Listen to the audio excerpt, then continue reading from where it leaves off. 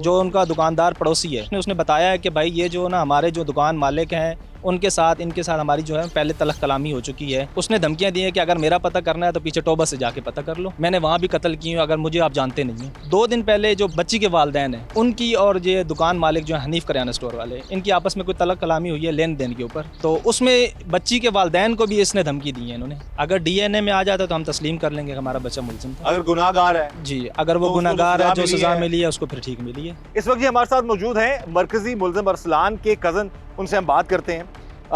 जो अरसलान के लवाहिकीन है उनका कहना है जी कि उनका जो बेटा है वो बेकसूर है। तो सवाल यही है कि अगर अरसलान बेकसूर है तो फिर कसूरवार कौन है? ये बताइएगा जी। आप भी कह रहे थे, अरसलान की वालदा भी कह रही हैं, उनकी सारी ये बात भी आ रही है मीडिया में भी कि वो बेकसूर है, बगैर सबूत के मार दिया गया। आप बताएं जी, अगर अरसलान कसूरवार नहीं है तो कौन कसूरवार है? जी सर, अगर अरसलान कसूरवार होता तो हमें कम से कम दुकान मालिक का काम था बताना। उनका काम था हमें इन्फॉर्म करते कि भाई हमारे आपके बच्चे ने ये काम कर दिया है, तो हम इसको या पुलिस की कस्टडी में दे रहे हैं या जो भी XYZ होता है। तो उन्होंने भी हमसे रब्ता नहीं किया। और एक बच्चा मुलाजिम हो ना कोई भी किसी भी दुकान पे, तो वो इतना बड़ा कदम कभी नहीं उठा सकता, और मालिक के होते हुए तो कभी पॉसिबल ही नहीं है। अगर अरसलान शामिल है, DNA में सब कुछ आ जाता है, तो फिर आप क्या कहेंगे? अगर DNA में आ जाता तो हम तस्लीम कर लेंगे हमारा बच्चा मुलजिम था। अगर गुनाहगार है जी, अगर वो गुनाहगार है, जो सजा मिली है उसको फिर ठीक मिली है। और ऐसा अगर कोई भी करता है तो उसको भी बेसिकली ऐसी ही सजा मिलनी चाहिए। ठीक है। तो आप अरसलान के अलावा अगर मान लिया जाए अरसलान शामिल है इस सारे मामले में जी, और आगे आप क्या समझते हैं, उसने अकेला ऐसा किया कि और लोग भी शामिल हो सकते हैं? ऐसा अकेला बंदा कर ही नहीं सकता। अगर आप मेडिकल रिपोर्ट देते हैं उसमें जो बच्ची के साथ ज्यादती की गई है वो एक बंदे का काम ही नहीं है।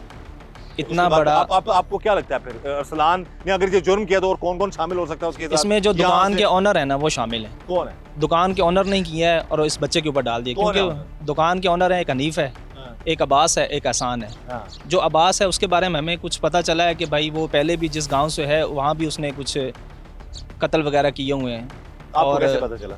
कुछ मीडिया से हम देख रहे हैं, आईडी जो मीडिया सोशल मीडिया चल रहा है या वैसे मीडिया पे जो खबरें आ रही हैं हम भी उसी को देख रहे हैं। अच्छा। तो उसके नज़रिए से वो बता रहे हैं। कल उनका जो पड़ोसी है, जो उनका दुकानदार पड़ोसी है, उसने भी कल एक परसों उसने बयान दिया। उसने बताया है कि भाई ये जो ना हमारे जो दुकान मालिक हैं इनके साथ हमारी जो है पहले तलख कलामी हो चुकी है। तो उसको भी इसने ये धमकियाँ दी हैं कि भाई जो दुकान का इनका है अब्बास, अच्छा, उसने धमकियाँ दी हैं कि अगर मेरा पता करना है तो पीछे टोबा से जाके पता कर लो, मैंने वहाँ भी कत्ल की हूँ अगर मुझे आप जानते नहीं हैं। ये अब्बास ने कहा है। अब्बास जो दुकान का मालिक है या उनका दुकान का जो मालिक है या दामाद है शायद। अच्छा। उसने जो बराबर वाली दुकान वाला जो है ना उनको ये धमकियाँ दी हैं। और इस केस से पहले या मतलब इस इंसिडेंट से पहले 2 दिन पहले जो बच्ची के वालिदैन हैं उनकी और ये दुकान मालिक जो है हनीफ करियाना स्टोर वाले, इनकी आपस में कोई तलख कलामी हुई है लेन देन के ऊपर। तो उसमें बच्ची के वालिदैन को भी इसने धमकी दी है इन्होंने।